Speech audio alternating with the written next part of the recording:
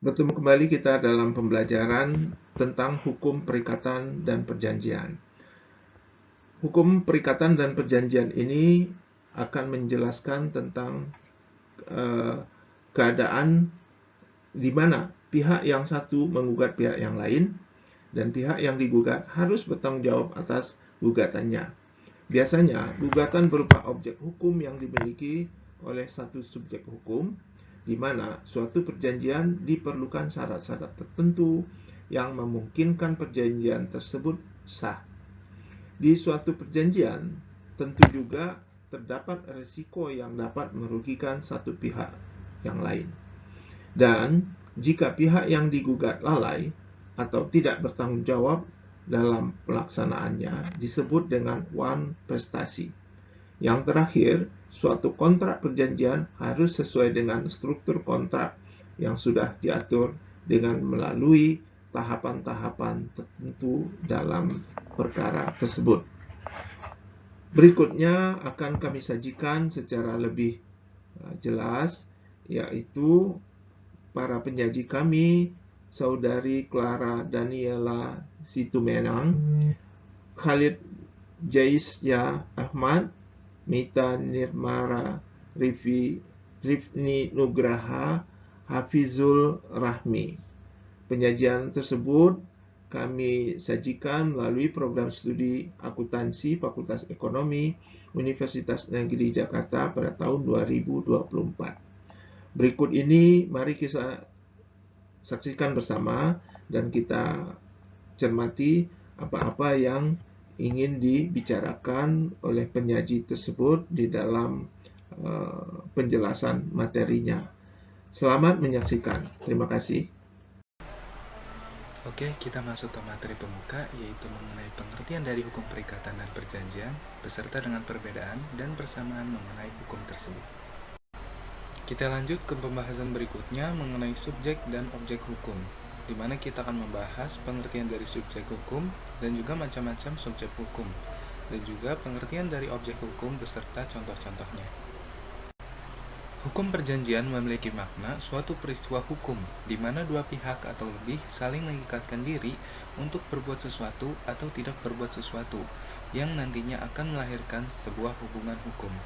Nah, dari hukum perjanjian ini, terlahirlah sebuah hukum perikatan, di mana suatu perikatan dapat diartikan sebagai sebuah hubungan hukum antara satu pihak atau satu badan dengan pihak yang lain, dengan salah satu pihak berhak menuntut suatu hal kepada pihak lain, dan pihak lain harus memenuhi apa yang diminta atas tuntutan itu.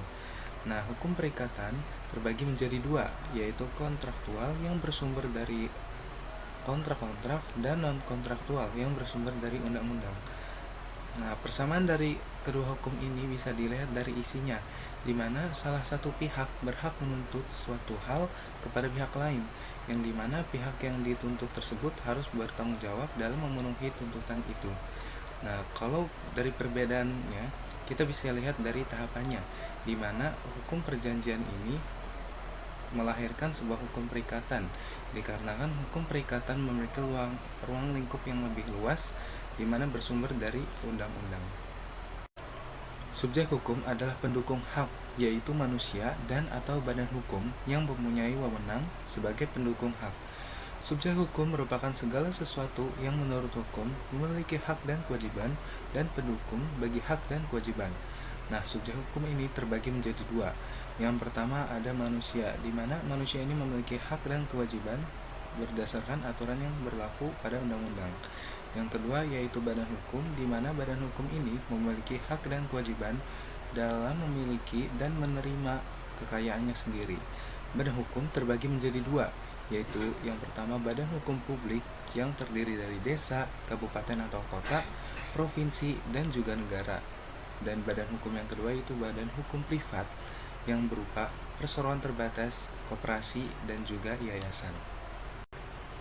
Objek hukum adalah segala sesuatu yang dapat menjadi objek hubungan hukum yang berguna bagi subjek hukum. Objek hukum ini biasa disebut juga sebagai hak atau benda yang dikuasai atau dimiliki oleh subjek hukum, dan juga menjadi pokok masalah hukum yang terjadi antara subjek hukum. Berikut ciri-ciri objek hukum. Yang pertama, benda berwujud dan tidak berwujud. Yang kedua, benda bergerak dan tidak bergerak. Yang ketiga, benda yang dapat dihabiskan dan tidak dapat dihabiskan. Yang keempat, benda yang dapat diganti dan tidak dapat diganti. Yang kelima, benda yang masih ada dan yang akan datang. Dan yang terakhir, benda yang dapat dibagi dan tidak dapat dibagi. Selanjutnya ada syarat sah perjanjian. Syarat sah perjanjian menurut pasal 1320 KUH Perdata yaitu ada 4 syarat. Yang pertama, adanya kesepakatan antara kedua belah pihak. Yang dimaksudkan dalam pasal 1320 KUH Perdata adalah penyesuaian antara kehendak dari kedua belah pihak, yaitu bertemunya antara penawaran dan penerimaan. Kesepakatan ini dapat dicapai dengan berbagai cara, baik dengan tertulis maupun secara tidak tertulis. Syarat yang kedua yaitu adanya kecakapan. Kecakapan adalah kemampuan menurut hukum untuk melakukan perbuatan hukum atau perjanjian. Hakikatnya, setiap orang yang sudah dewasa, yaitu yang berumur 21 tahun ke atas, ataupun yang sudah memiliki KTP, dan akal yang sehat, cakap menurut hukum. Aspek keadilan dilihat dari orang yang membuat perjanjian dan nantinya akan terikat oleh perjanjian tersebut. Harus mempunyai cukup kemampuan untuk menyadari benar-benar akan tanggung jawab yang akan diembannya apabila perjanjian tersebut disahkan. Yang ketiga, syarat yang ketiga yaitu adanya pokok persoalan tertentu atau objek yang jelas. Nah, maksud dari sini sebagai syarat ketiga dalam sahnya perjanjian yaitu menerangkan tentang harus adanya objek perjanjian yang jelas. Jadi suatu perjanjian tidak bisa dilakukan tanpa objek yang jelas. Syarat yang keempat yaitu adanya sebab yang tidak terlarang atau kausa yang halal. Artinya, suatu sebab yang halal atau suatu sebab yang tidak dilarang merupakan syarat tentang isi dari suatu perjanjian. Dalam pengertian ini yang dimaksud dengan kata halal yaitu bahwa isi perjanjian tersebut tidak dapat bertentangan dengan undang-undang kesusilaan dan ketertiban umum. Baiklah, selanjutnya saya akan membahas tentang wan prestasi. Di sini saya akan membahas tentang pengertian wan prestasi, jenis-jenis wan prestasi, dan akibat dari wan prestasi tersebut. Wan prestasi adalah istilah yang diambil dari bahasa Belanda, yaitu wansprestatie, yang artinya tidak dipenuhi prestasi atau kewajiban dalam suatu perjanjian. Dalam KBBI juga dijelaskan bahwa wansprestasi adalah keadaan salah satu pihak berprestasi buruk karena kelalaian. Selanjutnya ada jenis-jenis wansprestasi. Di sini ada 4 jenis wansprestasi. Yang pertama yaitu tidak melakukan prestasi. Pihak yang telah melakukan perjanjian tidak melakukan prestasi. Yang kedua, melakukan prestasi namun tidak sesuai. Nah, pihak yang telah melakukan perjanjian melakukan prestasi namun tidak sesuai dengan apa yang telah disepakati. Yang ketiga, terlambat dalam melakukan prestasi. Pihak yang telah melakukan perjanjian terlambat dalam melakukan prestasi atau tidak tepat waktu. Yang keempat, itu tidak sempurna dalam melakukan prestasi. Nah, di sini pihak yang berjanji atau melakukan perjanjian tidak sesuai dengan standar atau belum sempurna dalam melakukan prestasi. Adapun akibat dari wansprestasi, yang pertama yaitu gugatan. Pihak yang dirugikan boleh melakukan gugatan. Yang kedua, penggantian kerugian. Pihak yang melakukan wansprestasi harus mengganti kerugian yang timbul. Yang ketiga, sanksi. Selanjutnya saya akan membahas tentang risiko. Di sini saya akan membahas pengertian risiko, jenis-jenis risiko, akibat dari risiko, strategi dalam menghadapi risiko. Risiko adalah suatu keadaan atau potensi terjadinya kerugian atau ketidakpastian yang dapat mempengaruhi keberhasilan suatu bisnis. Adapun jenis-jenis dari risiko. Yang pertama, risiko proses. Jenis risiko operasional yang timbul dari proses yang tidak efektif atau tidak efisien. Yang kedua, ada risiko sumber daya manusia. Risiko ini timbul karena hambatan-hambatan yang dialami karyawan. Yang ketiga ada risiko insidental. Risiko atau kerugian yang berhubungan erat dengan peristiwa-peristiwa tunggal seperti bencana alam, kecurangan internal. Yang keempat ada risiko pasar. Risiko pasar ini terjadi karena perubahan harga pasar. Yang kelima ada risiko hukum. Risiko ini timbul karena tuntutan hukum atau lemahnya aspek yuridis. Yang keenam ada risiko reputasi. Risiko ini timbul karena menurunnya tingkat reputasi sebuah perusahaan. Adapun dampak risiko hukum terhadap perusahaan. Yang pertama, perjanjian yang dapat dibatalkan. Yang kedua, perjanjian batal karena hukum. Yang ketiga, perusahaan dikenai sanksi. Yang keempat adalah kerugian material. Strategi dalam menghadapi risiko. Yang pertama, manajemen risiko seperti identifikasi, evaluasi, dan pengelolaan risiko. Yang kedua, kode etik. Mengikuti prinsip etika dalam bisnis. Lanjut ke pembahasan yang terakhir, yaitu tentang anatomi kontrak. Kontrak adalah bentuk perjanjian yang tertulis dalam dunia bisnis. Sebuah kontrak dipakai untuk menyatakan keterikatan antar dua pihak yang saling bekerja sama untuk menghasilkan keuntungan.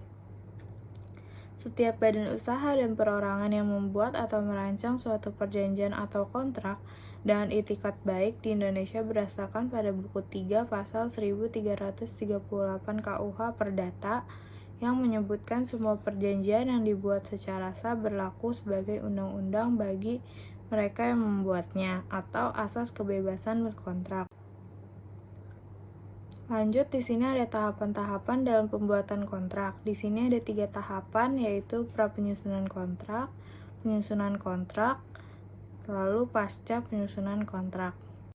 Yang pertama, pra-penyusunan kontrak. Pra-penyusunan perjanjian menjadi tahap awal untuk menentukan apa, siapa, dan bagaimana sebuah kontrak akan dibuat.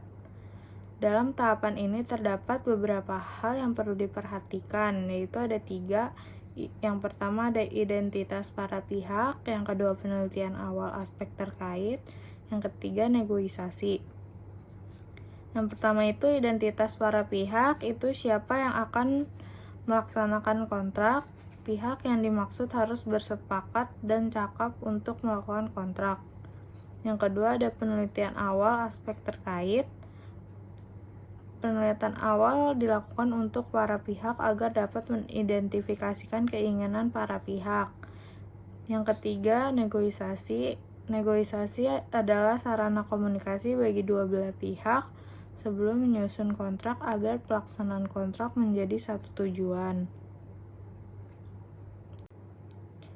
Lanjut ke tahapan yang kedua, yaitu penyusunan kontrak. Di dalam penyusunan kontrak ada 5 hal, yaitu 1. Pembuatan draft perjanjian, yang kedua penukaran draft kontrak, yang ketiga revisi, yang keempat penyelesaian akhir, dan yang kelima penutup. Yang pertama itu pembuatan draft perjanjian. Di sini ada hal-hal yang perlu diperhatikan. Yang pertama judul kontrak, kedua pembukaan, yang ketiga pihak-pihak yang terlibat, yang keempat recital atau latar belakang kontrak, yang kelima isi kontrak, dan yang keenam penutup. Lalu yang kedua, penukaran draft kontrak. Di sini kegiatan untuk menukar draft bertujuan untuk mempelajari dan memahami isi dari kontrak yang dibuat. Yang ketiga itu ada revisi, meninjau kembali untuk mengidentifikasi upaya perubahan-perubahan dari isi kontrak. Yang keempat, penyelesaian akhir, yaitu menyelesaikan kontrak yang sudah dibuat dan disepakati. Yang kelima itu ada penutup, menandatangani kontrak untuk dilaksanakan. Lanjut ke tahapan yang terakhir atau yang ketiga, yaitu pasca penyusunan kontrak. Di sini ada 2 tahapan, yaitu pelaksanaan dan penafsiran, yang kedua alternatif penyelesaian sengketa. Yang pertama penyelesaian dan penafsiran. Setelah ditandatangani, kontrak tersebut menjadi wajib dilaksanakan oleh para pihak. Kewajiban-kewajiban tersebut dilakukan untuk mendapatkan tujuan pembuatan kontrak tersebut. Yang kedua, alternatif penyelesaian sengketa. Sengketa adalah akibat dari pelaksanaan kontrak yang ditafsirkan berbeda oleh masing-masing pihak yang melaksanakan.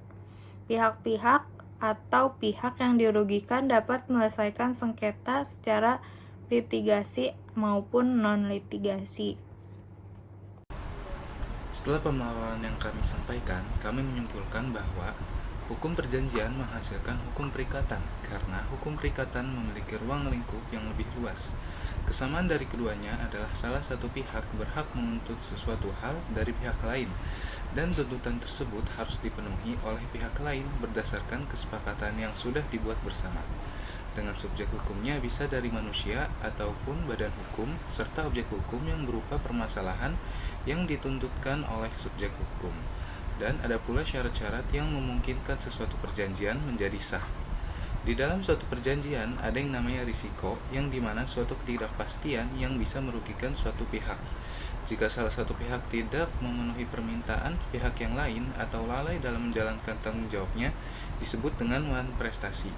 Dalam pembuatan kontrak terdapat tahapan-tahapan dan dalam membuatnya dan juga struktur yang harus diperhatikan.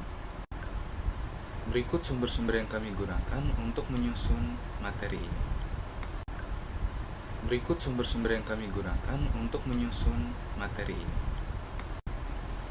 Jika ada yang ingin dipertanyakan, silahkan klik pada kolom komentar di bawah ini. Sekian pemaparan materi yang dapat kami sampaikan. Kurang lebihnya mohon maaf. Wassalamualaikum warahmatullahi wabarakatuh.